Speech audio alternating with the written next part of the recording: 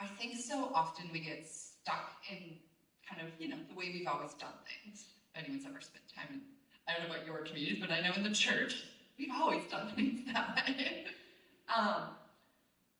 We get stuck, and we've actually been in this big conversation in some of my circles about the fact that we say we are people of faith, we say we believe in God, but we don't actually seem to believe that God can move. We don't trust enough that reaching across that extreme aisle, that something could change. And so I think for us, we're called to live in a space where we believe that God can move. We believe that miracles can happen. We believe that something big can change. And I think that's something that we as people of faith bring to the table.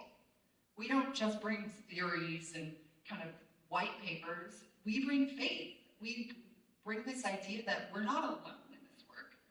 There is, whatever your tradition is, there's often this idea that there is something bigger than us. In my tradition, we talk about God. We talk about the power of Christ.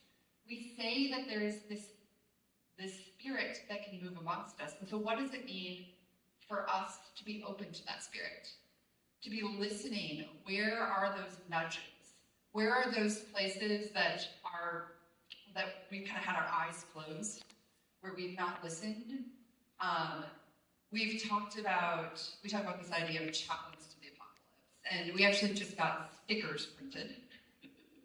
And it's been great because I sit in these conversations sometimes with emergency management, or we're preparing for whatever may happen in our world around the election, and they get a little dark sometimes. We get extreme, and we sometimes go to these dark places. What happens if? And sometimes when I found myself in these really dark spaces, it's gotten heavy, we've kind of reached the bottom, I will look at the person I'm talking to and I'll say, well, congratulations, you've earned your chaplains to the apocalypse sticker. And it helps lighten it a little bit, but it's also real. Because there's so much in our world that sometimes we need to go to that place that's a little foreboding, that place that is scary, to see what's on the underside. We really started talking about this idea of the apocalypse and being a chaplain to the apocalypse during the pandemic, during the racial uprisings of 2020. The reality is racism has always existed. Our healthcare system has always been not great. And in 2020, it was unveiled in new ways. It was an apocalypse. And so what are we invited to do in an apocalypse? It's not grab a gun and take off, as they do in the movies. It's to say, well, where is God calling me? Where am I being led? How am I called to respond to this racism that I've seen in a new way? To this disconnection in community that I see in a new way? And so I think that's what we are called to do, is to constantly be asking, what is being unveiled to us? What are we seeing in a new way? And how do we pivot? How do we do something new?